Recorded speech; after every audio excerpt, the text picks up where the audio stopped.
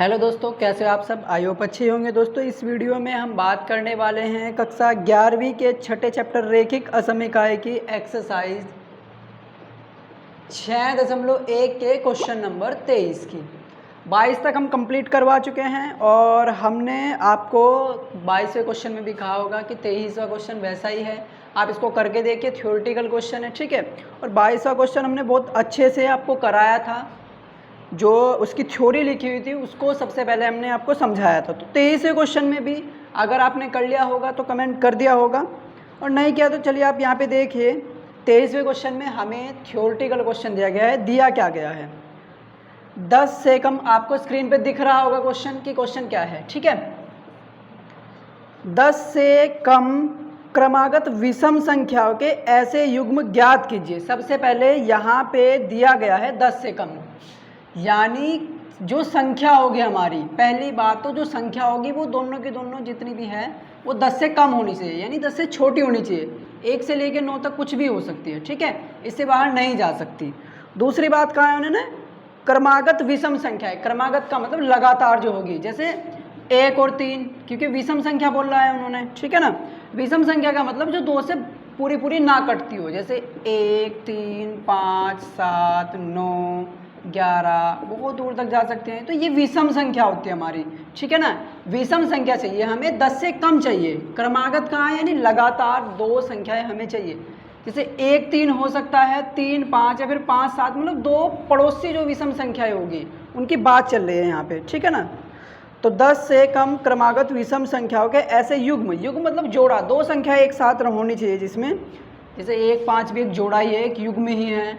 1, 3, फिर 3, 5 भी एक युग्म ही है, एक जोड़ा ही है, ठीक है ना। तो ऐसे कह रहा है, जोड़े का मतलब 2 हो, जिसमें कोई भी ऐसा समूह जिसमें केवल 2 मेंबर हो, 2 सदस्य हो, ठीक है। तो 10 से कम क्रमागत विषम संख्याओं के ऐसे युग्म ज्ञात कीजिए। यहाँ तक क्वेश्चन समझ में आ गया। हमें 10 से कम क्रमागत विषम संख्याओं के ऐसे युग्म को ज्ञात करना है। कैसे युग्म को, अब उसने आगे दिया है, जिनके योगफल 11 से अधिक हो। मतलब जिनका योगफल क्या होना चाहिए, 11 से ज़्यादा होना चाहिए। जो 2 संख्याएं होंगी हमारी में, उनका जोड़ 11 से कितना होना चाहिए, ज़्यादा होना चाहिए, ठीक है ना।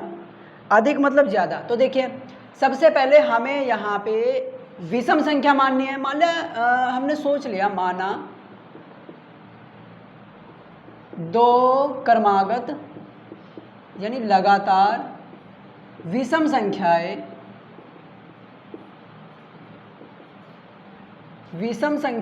पूरा ही लिखना पड़ेगा इसको,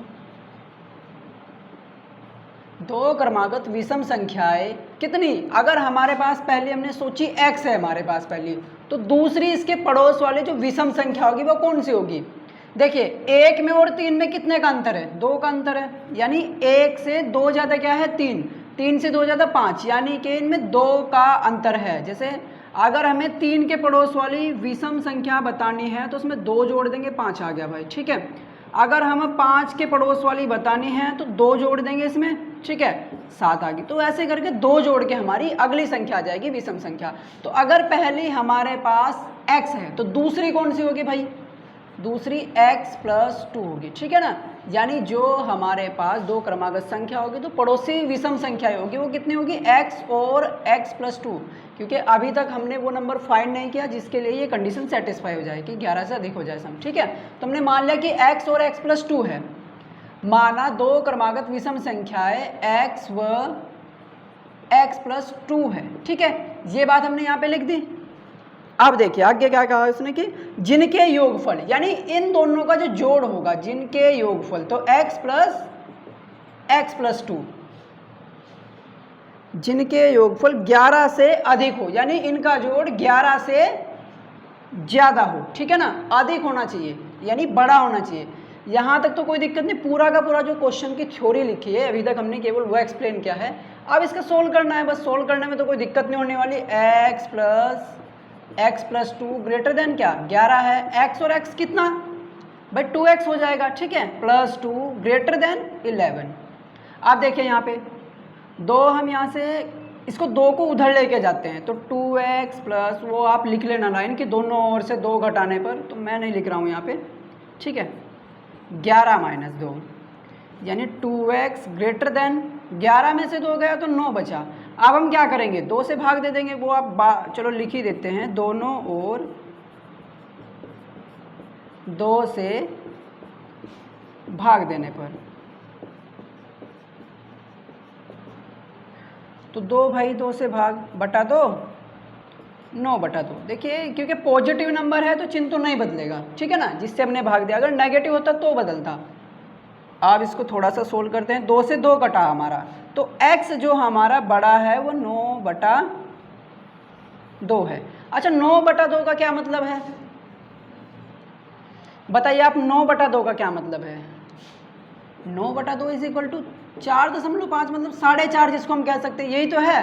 तो हमें बताना है कि 4.5 से बड़े कितने नंबर विषम होंगे, ठीक है ना, कितने नंबर हमारे पास विषम होंगे। तो 5 है, 5 भी एक विषम संख्या है, 7 है, 9 है, और भाई 11 है, 13 है, ठीक है ना, बहुत सारे हैं ऐसे। तो अब हमें भी युग्म बताने हैं आपको कौन कौन से होने वाले हैं।